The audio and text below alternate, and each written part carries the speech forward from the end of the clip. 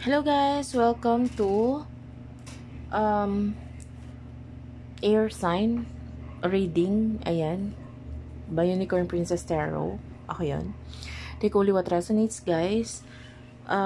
Kung gusto mo magpa-personal reading kay Jing Tarot Reader na lang ha. Meron siyang sarili niyang YouTube channel. Check mo na lang.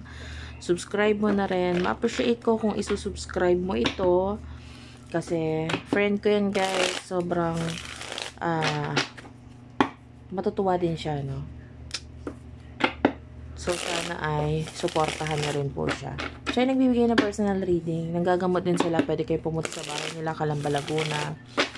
Yan. Again, this is for air sign. Gemini, Libra, Aquarius. Isang shuffle na lang, ha? After nito, yan. Isang shuffle na lang. For air sign, please. Let's start your reading. Messages for air sign, please. General messages for air sign.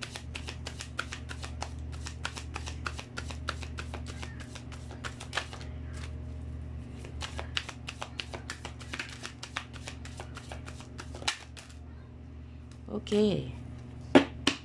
You know, we're the Tower moment, Ten of Swords. Yeah, I feel like currently may mga endings na nangyayari sa'yo, especially with the Tower moment and Ten of Swords.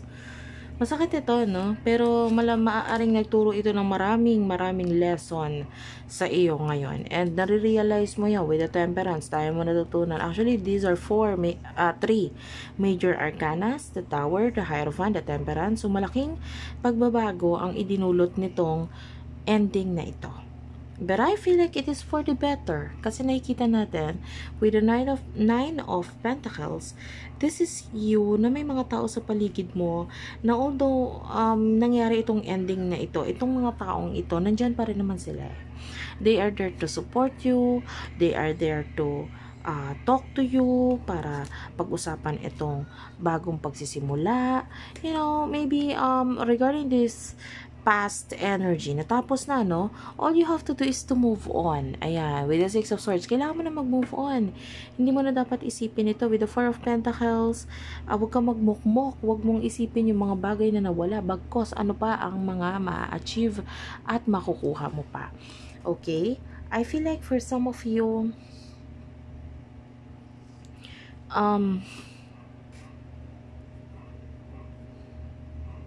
there's something na mga bagay na gusto mong itry, pero you're not so sure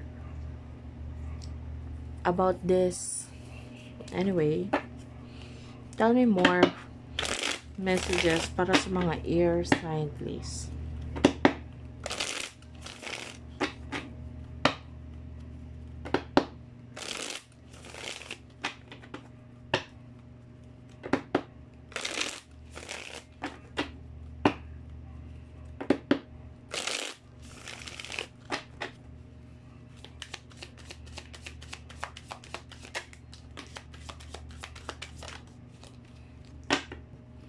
Kung merong mga nawala, merong mga dadating, I can see Ace of Cups, Four of Pentacles, Queen of Cups.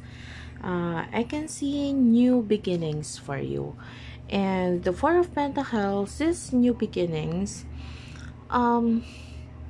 itatry mo maging grounded. Itatry mo na wag magpakita ng any emotions or anything dito sa bagay or sa taong ito. But the Queen of Cups, this person will try to nurture you, will try na ibigay yung mga bagay na makakapagpasaya sa'yo.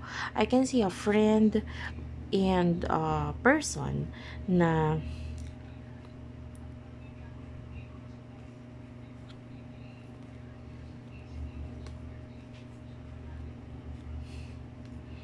magiging mas open sa'yo. Yeah, I can see conversation here, communication sa inyong dalawa nitong taong to.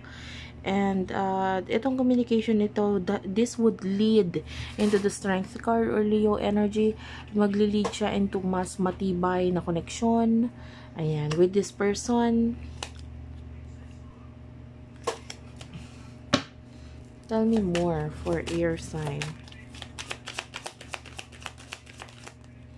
Yeah, you do have here the High Priestess. This person, ibabalik siya sa buhay mo. This could be a soulmate. The High Priestess is someone na very spiritually developed. And I can see a lot of actions mula dito sa taong ito. So, kung hindi siya nagbibigay ng actions or hindi siya masyado nagsasalita in the past, I can see this person talking to you in the near future and a lot of actions ang nakikita natin dito. Mula dito sa taong to. Tell me more about this.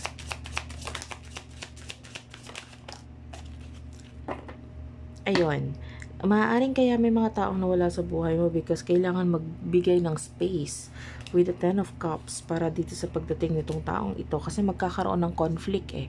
Kung hindi mawawala itong mga taong ito in the past, kung hindi sila nawala, with the Five of Wands, magkakaroon ng conflict, magkakaroon ng problema, magkakaroon ng pag-aaway. And nakikita natin na ayaw mangyari yon, di ba? Ayaw mo naman mangyari yon. So, I feel like you need to let go of something or someone here needs to leave or umalis in order for this person na magkaroon ng place sa buhay mo. And nakakita tayo ng expansion and growth dito, especially with the Three of Pentacles and Three of Wands. And tell me more for the sign of air sign, please. I can see possible reconciliation here with the Three of Cups and the Nine of Wands. Nakakita tayo ng reconciliation with the Hermit. This is Virgo energy. And napaplano na itong person na ito with the Two of Wands na makipag-reconcile, na bumalik. This person really do miss you or already thinking about you, thinking about having this partnership with you. With the Hanged Man, matagal niya na ito pinag-isipan eh. And with the Five of Cups, I feel like kailangan mo na magkaroon ng heartbreak or kalungkutan bago niya ma-realize kung ano yung dapat niyang gawin. And then this person is willing na siyang makipagtulungan. This person willing to give you or is willing to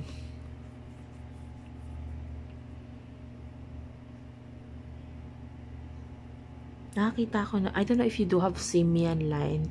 If you're not familiar with Simian line, tignan mo yung palad mo. This is your palad, Yung Simian line is if you do have one straight line, itong bandang gitnang ito, straight line lang siya. And yung lines mo, instead of having this heart line, this is the heart line, Itong headline lang, parang straight lang siyang ganon.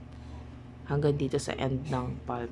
And yeah, pwedeng the same din sa isang palmo. So, if you do have Simian line, or maybe this person, paparating sa buhay mo, has Simian line.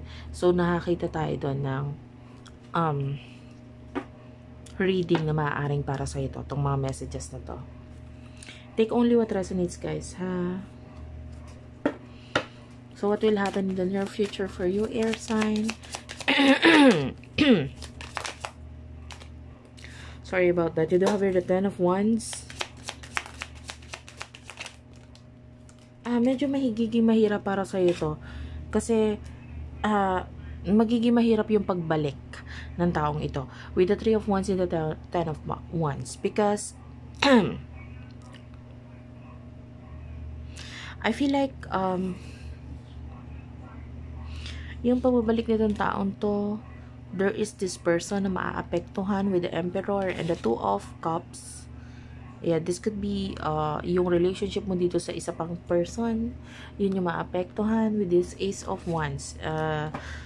So, may taong babalik sa buhay mo pero may isang taong hindi magiging masaya sa pagbalik nitong isang taong ito. Pero hindi niya ipapakita yun. Hindi niya ipaparamdam sa'yo na hindi siya okay. And this person is lagi siya nakabantay, nakaantabay dito sa new beginning na ito with this another person. And tell me about this. I don't know kung love related ba ito. For some of you, this is love related. For some of you, this is like a friend. Yan, ganun. Yeah. Wala lang pakialam kuno-kuno itong taong ito Wala kuno-kuno, wala siyang pakialam. Kunwari, masaya siya, kunwari okay siya, kunwari the sun is here, this is the sun, but in reality, itong person ito is the Four of Swords. Wala siyang pakialam, kunwari masaya siya, but in reality, the person is you do have a King of Cups. Emotionally, this person gusto niya mag-end kung ano man ito. With the Magician, hindi nagiging totoo itong taong ito sa pagbabalik nitong Knight of Pentacles. In reality, with the Moon, you might feel it kasi spiritually malakas ka naman kumbaga, your intuition, yung pakiramdam mo, you can feel this person. What is the truth about this person? Mararamdaman mo yun. Pero of course, wala ka lang rin pakialam kuno-kuno na kunwari as long na hindi naman niya sinasabi na ganito, ganyan para sa akin okay lang. Kasi pinapakita niya, okay lang naman, diba? So, this is you with the Knight of Cups. Accepting this Knight of Cups, you are being open with the world. Pero this could cause a lot of problem with the Three of Swords. Kasi, pwedeng maging dalawa ang maging involved sa buhay mo. Pero hindi mo alam ang gagawin. I feel like you're just going with the flow. Pero someone here is not happy. Hindi siya masaya. Ikaw, hindi mo rin naman alam. You feel like may mali. May hindi gusto ng person na ito yung pagbabalik ng isang person. Pero wala ka namang magawa. Kasi hindi naman siya nagsasalita Wala namang nihani ho sa kanya So, feeling mo okay lang. So, that's the end of your reading. Thank you for watching, guys. I love you all. Sana nakarelate kayo, nakaresonate kayo. Sana mag-comment kayo, guys. Sobrang ma-appreciate ko yung comment, like, hearts, ganyan. I love you, I love you, I love you, guys. Thank you for watching and bye-bye.